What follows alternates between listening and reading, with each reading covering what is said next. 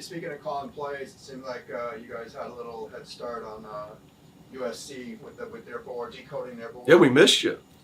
Yeah, I know. I We missed missed you. you. Yeah. But I brought home a title. Yes, you women, did. so, Not a surprise. Yeah. Not a surprise. Really happy for the kids. You know, we're in the same facility, so plus I've known Gabriella since she was a freshman. So because I know her so well, the other ones talk to, you know, so we talk more. So they got great kids on that team. Like, But yeah, you. SC was not smart enough to change their play call, their board. What do you? Oh, you mean the hold up Yeah. board? Yeah, I don't know about the board. I just thought we had great. Thought we've talked about after the Purdue game trying to get to where we get to the last 5-10% of the team. Most teams play hard. Everybody sweats. You start talking about playing harder than somebody that actually that's a competitor that works hard. It's really really hard. Like it takes what Nick Saban used to say. Like it's not natural. So you got to push guys beyond what's natural. We got to be okay with that, and just giving so much effort that it's unusual that they haven't seen it before. And I thought our guys really tried to do that at Northwestern and in the USC game. I really, even at Purdue, I mean, they're really good and they're at home. They played great. But you were there. I thought that, for a long time we were there. We just didn't get there for 40 minutes. You've won like 11 out of 14 right now. Do you feel like, I mean, it's never going to be perfect, right? But it's going in a good way. Yeah, look, I mean, I don't know outside. I don't know if it's the West Coast bias. I don't know what it is. I mean, we're the 4th seed. And there's 7 teams ranked, and we're not one of them. But that's fine. That's okay. That's Is that disrespect? No, I think what I say, Ben. I think when people say stuff about you and write stuff about you, and even in recruiting, I think it says more about them than it does about you. So it is, that stuff doesn't matter. To me, it doesn't matter. It seems like. But we have won 11 out of 14. And we did have some big non-conference wins. Yeah, you did. So, look, we just focus on getting better. I think all that stuff is good. I try to tell our guys all the time that it shouldn't matter if somebody else thinks you're a success.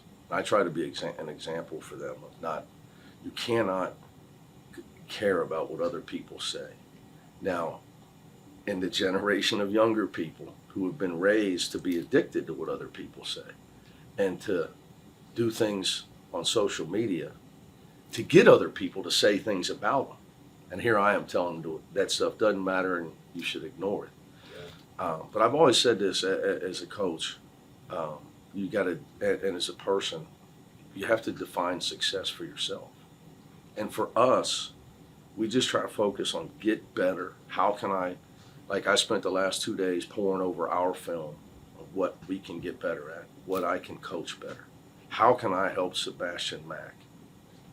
I have a list of notes on that, on each guy, that I'm going to try to help, make sure I'm focused on this week. So that gets you better. Everything else is a distraction. And people worry about so many other things instead of just trying to get better. And the most successful people, whether it was Tom Brady, Tiger Woods, Kobe Bryant, in recent memory, the hardest workers in their sport. That's all they worried about. They didn't worry about what you said about it. Yeah. Or, not you, but, Right. what maybe in LA, what Platsky wrote about them, Yeah. or somebody like that. So that's our focus this week. You've talked about how the only banner that matters here is a national championship banner. So how does That's the only one they hang. Well, right, okay. They do. But yeah, you said they'd only be happy on campus for 45 minutes if you won The Big Ten tournament, yeah. But I guess what I'm getting at here is. But it's practice for the NCAA tournament. And it can help your seed for the NCAA tournament. Again, though, that doesn't matter. That doesn't matter? Well, we proved it 4 years ago that it doesn't matter. Right. Okay. Because theoretically, Ben, I think there's a lot of, there's even 1 seed, Virginia went down. Yeah. There's been 2 seeds go down. So I think, people look, say, well, you're a 1, you're a 2, you're advancing. Right. No, not necessarily. I mean, so I would say at UCLA, and especially now, when it comes to the NCAA tournament seeding, much more concerned with our location than our seed, because we're going to land all of us. You don't travel, do you? I'll talk to your bosses about that. Please do. Try to get you on the road. We're going to land, you and I, in Indiana for me for the 3rd time, you for 4th, because you covered the women's. We're going to start paying state taxes. They're going to send us a bill. Yeah. So, actually, I already do. Oh. Yeah, I'm an investor and a super minority owner in Kelsey Chevrolet in Lawrenceburg, Indiana, owned by Pat Kelsey's brothers and father, Huh. coach at Louisville. Yeah, Wow. our families are very close, grew up together. But I already do pay state tax. I just hit me because I do get that bill. That's it. Somebody does that for me, but I get it. Yeah, so the travel is much more important. Yeah. But I guess if you got up to a 4 seed, you could get Denver or Seattle for the first 2 rounds. So that Or would 5. be beneficial 4 or 5. in theory, yeah. But I guess 5's just the same. Four's protected seed, I think, is the way it works. Well, I would just hope common sense. Yeah. I mean, I understand protected, but by the committee, Mhm. We're on a quarter system at a great academic institution. So you would think that I've had to spend my whole career listening to the NCAA and committees talking about the student athlete, and I'm going to have to go to that tournament next week, and I'm not going to be able to bring this water because Dasani might actually, if it's, can't give them any, I got to have a cup, a Yeah. plastic cup with whoever pays the NCAA. And then we introduce Tyler Bilodeau as the student athlete. Well, we're on the quarter system.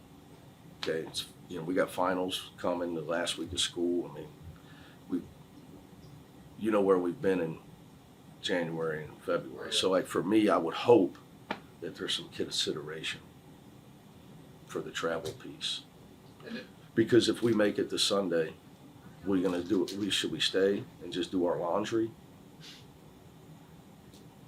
I mean, I'm serious. I called Dana Altman about it yesterday, like to really talk about it. Like, what are you thinking? Is there a chance you might actually do that? Or? I don't know. I haven't decided. But I mean, you got to try to get to Sunday first. Yeah. Yeah. And then there's a chance that. Yeah, there's a chance you could fly home Yeah. Sunday night. I need to leave Tuesday. To which, yeah, and have to fly.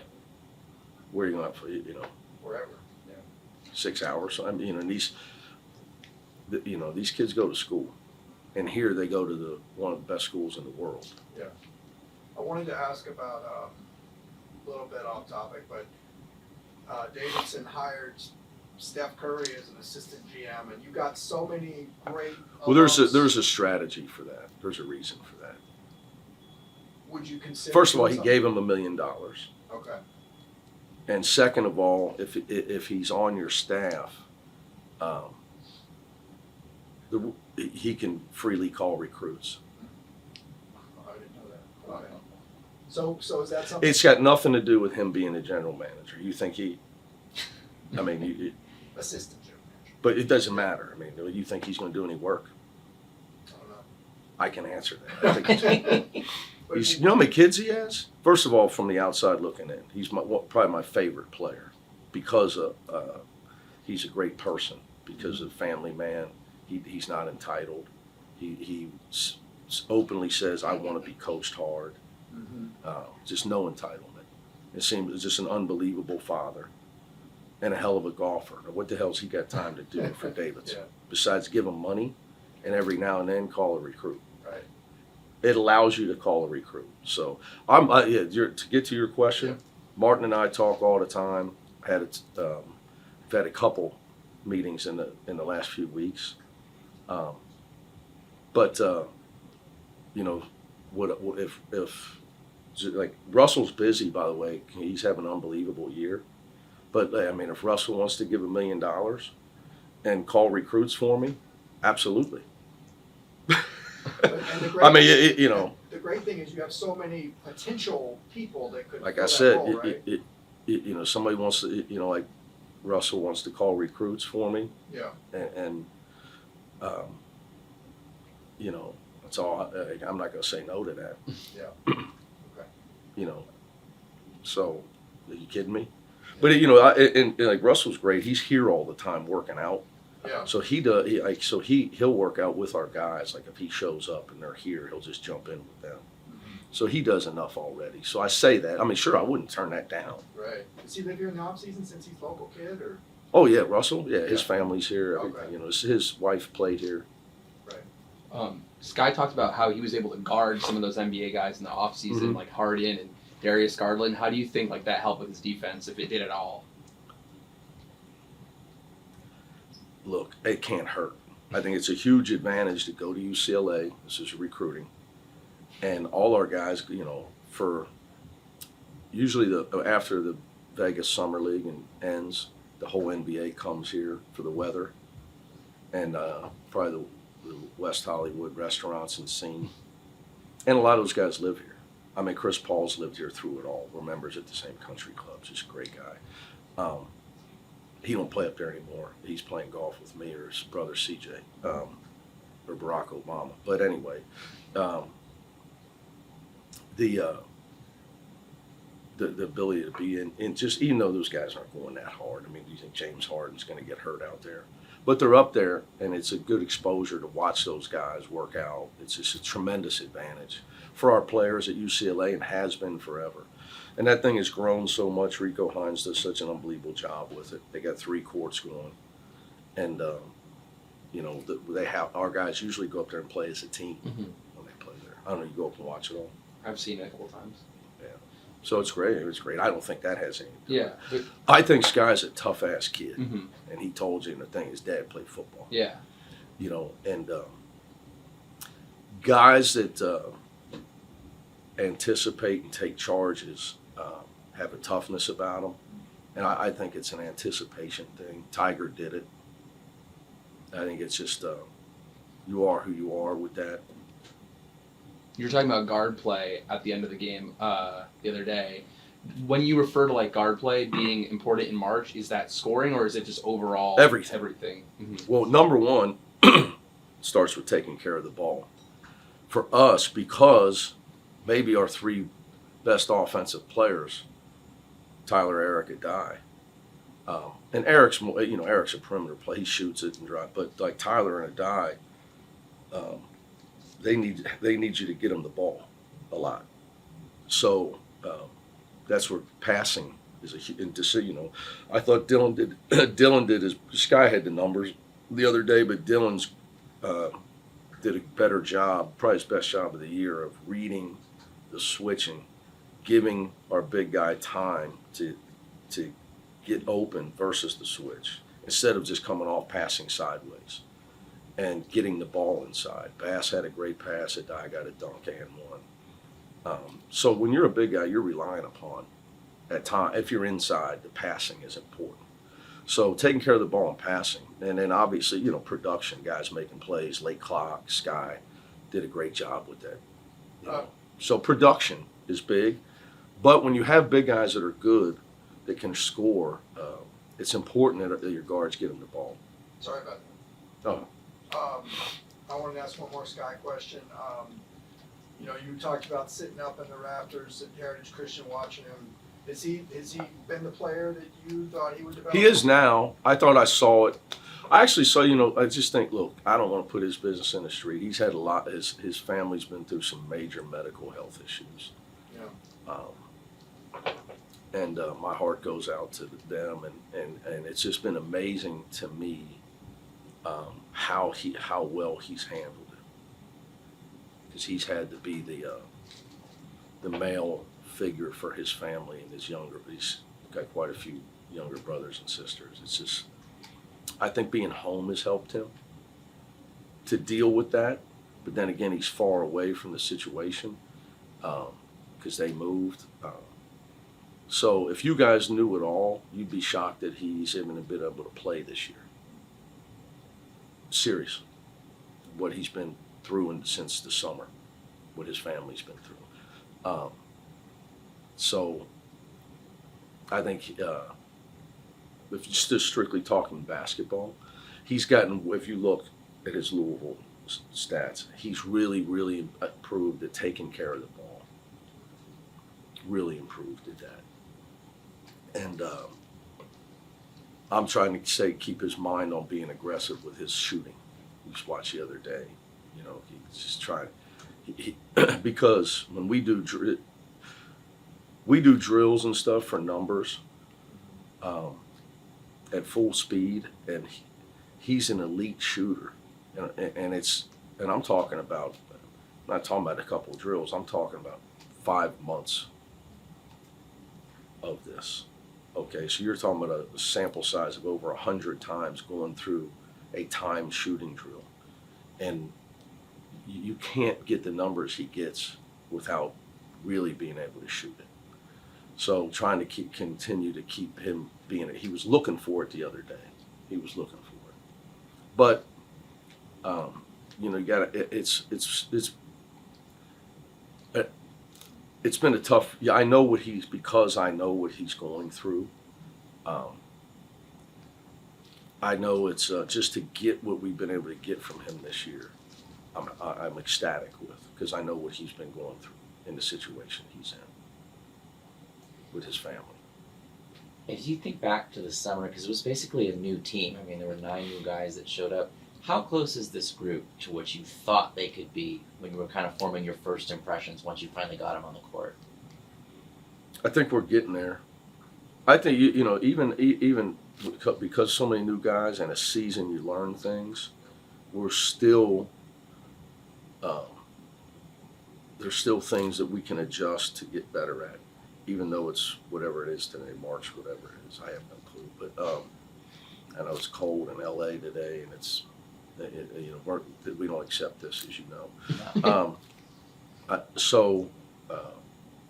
I like, even on both ends of the floor, I still wrestle with lineup stuff, things we can do better, adjustments you can make. And look, I'm never happy. I